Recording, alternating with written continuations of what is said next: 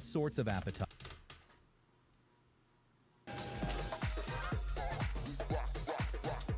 Ooh, man. Pringles. Did you see that can? What is that? They make Pringles in bags? Pringles. Not just a snack, but a revolution in a can. The pizza one's good too. Y'all like the pizza one? The pizza one's good too. Yo, Ab with the 10 gifted, thank you. Since its debut in 1968, Pringles have literally reshaped the snack aisle. True. With their unmistakable saddle. That is absolutely not a Pringle, by the way. What is this right here? Buddy, that ain't no Pringle action. I'm here to tell you right now. Shape and iconic cylindrical can that rakes in over $3 billion every year. The genius behind this snacking marvel was Frederick Bauer, a chemist at Procter & Gamble who envisioned a solution to the common complaints about traditional potato chips. Too greasy, always broken, and half-filled bags. I mean. Okay, yeah, see that right there? That's a real problem right there. The broken action. You know what I mean? Seemed to be more air than chips. Frederick's mission was to create a chip that retained its shape and freshness in a package that was both convenient and stylish. His outcome was nothing short of a snacking sensation, a chip that stayed crisp and tasty. That is not what Pringles look like, by the way, just saying. And neatly stacked in a can that kept every piece intact. Yo, how did you do that? A chip that stayed crisp and tasty and neatly stacked in a can that kept every... Dude, you know how much skill that would take to dump a can of Pringles in that order? Yo, Dane with 20 gifted subs. Yo, give me some W's for Dane with the 20 gifted subs. Yo, W Dane, for real, I appreciate you, Dane. Seriously, Dane, W Dane, thank you. What happened to the volume? Crunch. Procter That's & Gamble a Pringles initially marketed them as Pringles Newfangled Potato Chips, and their novel appeal quickly brought some unexpected scrutiny. It soon became apparent that the name potato chip didn't quite fit the bill, since they're made with about 42% dehydrated potato flakes, not whole potatoes, and include a blend of other ingredients like rice flour and wheat starch. And you already know what else. And a little bit of this right here. Anonymous with the 5, thank you.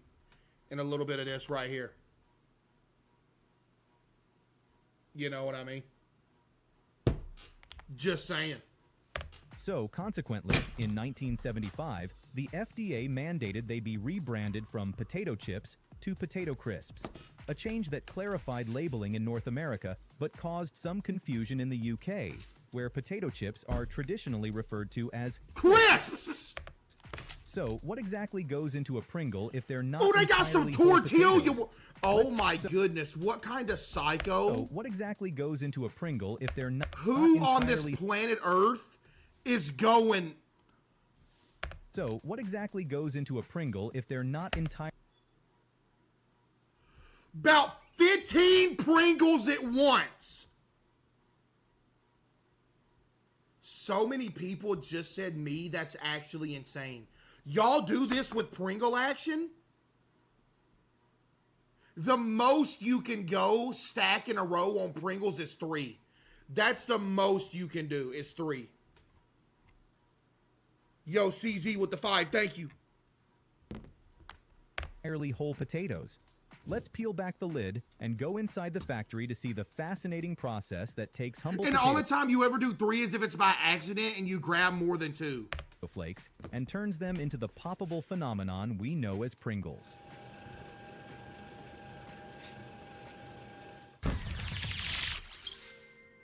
You don't have to be a VIP to get more than just savings. Ain't no way. Every customer gets 24/7 fast-friendly claim support. Bro, does this dude got motion, Chad? How's he been relevant for so long? Yo, the Geico Gecko got motion for real. The potato flakes for Pringles begin with large batches of high-quality fresh potatoes, and these spuds have a thrilling multi-step journey ahead of them. As soon as they arrive at the factory, they're whisked onto a conveyor belt. Ugh, look how nasty them things is. Won't you give them a bath or something before you serve these to the public? You're evil. CaseOh with the 5 and confining with the 5 and Scuba with the 5. This isn't just any rinse, though. I spoke too soon. potatoes are soaked in this large tank, where a hydro washer agitates the water, loosening any dirt and debris clinging to their surfaces. That's nasty. That looked like some rocks. Maybe it was rocks. Now squeaky clean, the potatoes are prepped for peeling.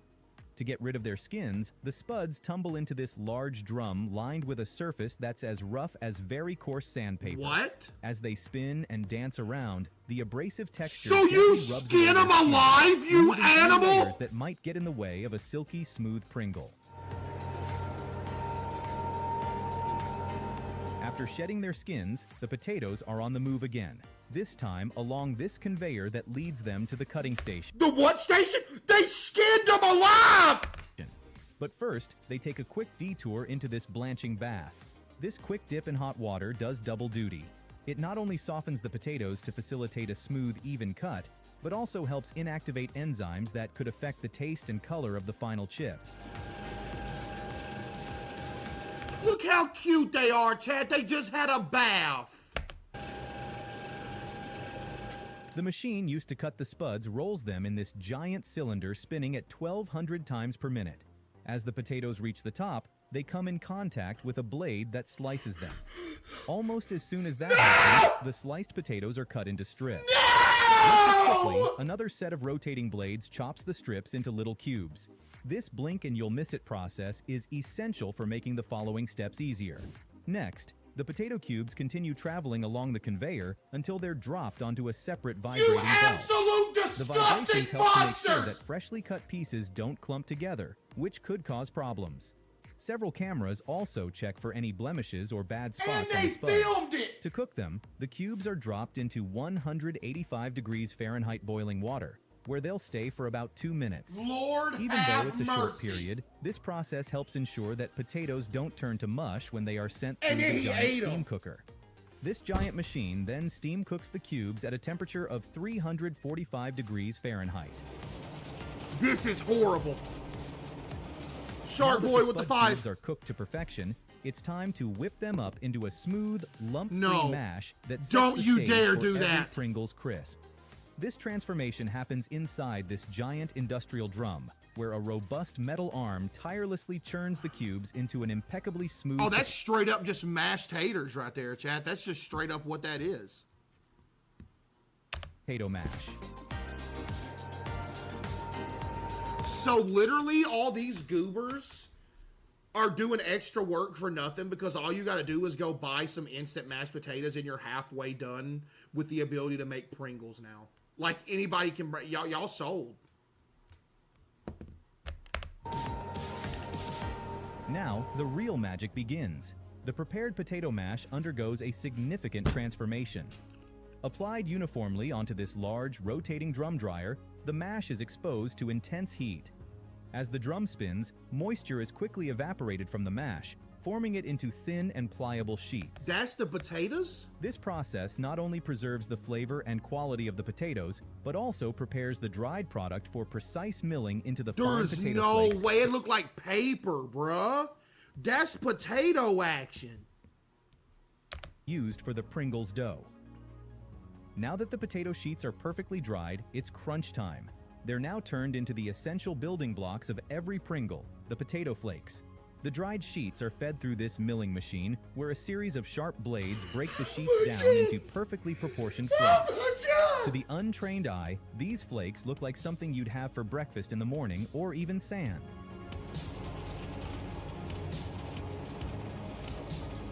The next stage is where the whole potatoes begin their transition into the unique base that sets No! Pringles apart No, from don't ordinary you dare! potato chips. With our potato flakes at the ready, it's time to bring in the supporting cast of ingredients. In this large mixer, the flakes are combined with water, cornstarch, rice flour, wheat starch, degerminated yellow Huh? corn flour, maltodextrin, Huh? They put cocaine in these chips. You know, they say that'll kill you right there. diglycerides, Huh? salt, and emulsifiers. in which ensures the mixture stays fresh and stable throughout the rest of the process. That's so much When stuff. the mixture is complete, the potato flake dough will resemble coarse wet sand instead of the dough used for making bread. Next, the dough mixture rides on this conveyor belt that sends it through an auger, which evenly spreads the dough across the conveyor, ensuring that each portion has uniform consistency. Dude, there ain't no Setting way the they turned this into some Pringle action. stage for the There's perfect no rollout. way. How does that turn into a Pringle, bruh? You know what I mean? Once evenly spread on the conveyor, the dough continues through this giant roller that presses it with 4 tons of pressure into a long and very thin sheet, Excuse just me? 1 millimeter in thickness. Without knowing that it's actually made from potato flakes, you could very easily mistake it for a giant sheet of paper or linen. Because it is. That's paper we're eating.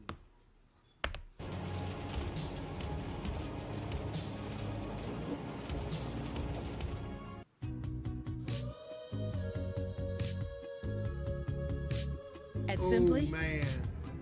we work hard to keep things Chat, simple. y'all mess with lemonade?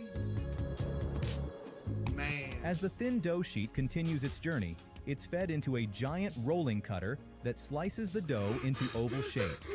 At this point, the snack begins to resemble the shape millions know it for. Here's a fun fact. Inside the Pringles factory, workers have a playful nickname for these shapes.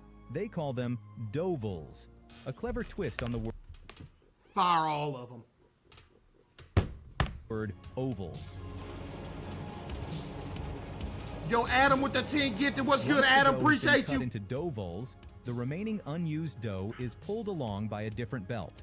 Rather than being thrown away, it's recycled and sent back into the mixing stage, ready to be rolled out and shaped once again. This recycling loop is a simple but clever way to minimize Ain't waste nothing clever about that. There's way better ways to do this. and keep production efficient. As for the oval Cap. cut dough, its journey continues towards the fryer, where Ooh. it will take on its famous saddle shape. While in the fryer, a large roller molds the dough slices into a thin, concave shape. Or, if you want to get more technical, this shape is what mathematicians would call a hyperbolic paraboloid. During this process, Buddy, you a the nerd. Pringles are cooked in hot oil at 392 degrees Fahrenheit for about 11 Yo, seconds. CB with the 5. This step serves 2 purposes. The first is to lock in their shape, and the second is to give them their You got him desired on crisp, chains, golden dude, so finish you're in that prison sets and the I'm stage for on their top of satisfying everything crunch. else. Now that they're fully cooked, the Pringles are sent through a hot air blower, which gets rid of excess oil and lowers the temperature to about 104 degrees Fahrenheit. This is. Then, the conveyor carries them under a cascade of seasoning that ensures each Pringle gets I the miss five, perfect get the- amount on the top side. The flavor of the toppings will change depending on the types No, of I Pringles didn't. being made. Oh, I did egghead with the From 5 the as well. classic W tang of egghead. sour cream and onion to the Appreciate savory you. goodness of pizza. The pizza one's good. Here's the thing, though. The thing with the pizza version, chat, is that if it has two, there's a perfect balance. If it, there, you know, it's bad if there's too much or too less. It has to be right in the middle, or it's bad. And the rich taste of cheddar cheese. Those are kind of. I'm not gonna lie. Those are kind of mid right there. Those are actually kind of mid. I'm gonna be real with y'all. Each Pringle is meticulously flavored. Daily, Pringles utilizes more than 5,952 pounds of spices to season its expansive range of 160 flavors. Look. By the way, best flavor right here. Absolutely. There's no question. There is no question. This the best flavor right here. Period. And honestly, this right here is the second best flavor. So you're looking at number 1 and number 2 right here. Literally. You're looking at number 1, number 2. Straight up. It's undefeated, chat. Sour cream and onions better. Use a lie. What's your go-to flavor? Drop your favorite in the comments and see who shares your taste. After they've been seasoned, the Pringles are sent along another conveyor belt. Thanks to their unique Stop saddle the shape, torture they naturally fall already! into neat piles, simplifying the tasks that lie ahead. Cuss said neat piles. What's he Saddle talking shape, about, they Chad? Ain't naturally- nothing neat about this. Look at all the imbalances. Dude said neat piles. Why you lying? Fall into neat piles, simplifying the tasks that lie ahead in the production line. As they continue their journey, a quality control person inspects the Pringles, Specifically, they are looking for any that might have been broken by the process, are under-seasoned, or have any flaws that would drop a Pringle below its desired quality. You know what's At this crazy, Chad? Pringles does got their stuff together because you rarely see like a messed up looking Pringles action, bro. No joke. Now, 90% of bags of chips, they all got broken action in there. Now, I understand that the solid shell that holds them, it protects them better, but I don't know. The Pringles are on their way to being packed into one of the famous canisters. Along the way, they are shaken up a bit by a different conveyor belt. Yeah, of course they're shaken up. Look at everything they've been through, buddy. What you talking about? We knew that. Together. The stacks of Pringles are then placed on scales to ensure the proper amount of weight goes into each canister before an automated spoon feeds the stacks into the open end of a canister. Once inside, automated guides tap the closed end of the tube to nudge the Pringles into position. Once the canister You ain't gotta nudge them into position. They know what to do on their own. Stop! Filled with perfectly stacked Pringles, they advance to the sealing station. Here, automated machines precisely apply the tear-off freshness seals to the tops of each canister. This ensures that each chip remains perfectly crisp from the factory floor to your first pop of the lid. I'm going to tell you one thing right here. They need to redo their machine here because half the time when you open one of the seals on the Pringles, it leaves paper behind on the rim of the top of the Pringles can, which is an issue, just saying. Now, mechanical arms lower the canisters to a separate station. Once there, a spinning machine attaches metal bottoms to each can. This final step closes the canisters and seals them tight, locking in the freshness. On the opposite end, the canisters are already fitted with the plastic lid. Did you know that across the globe, Pringles offers its delectable snacks in 5 different canister sizes, catering to all sorts of appetite?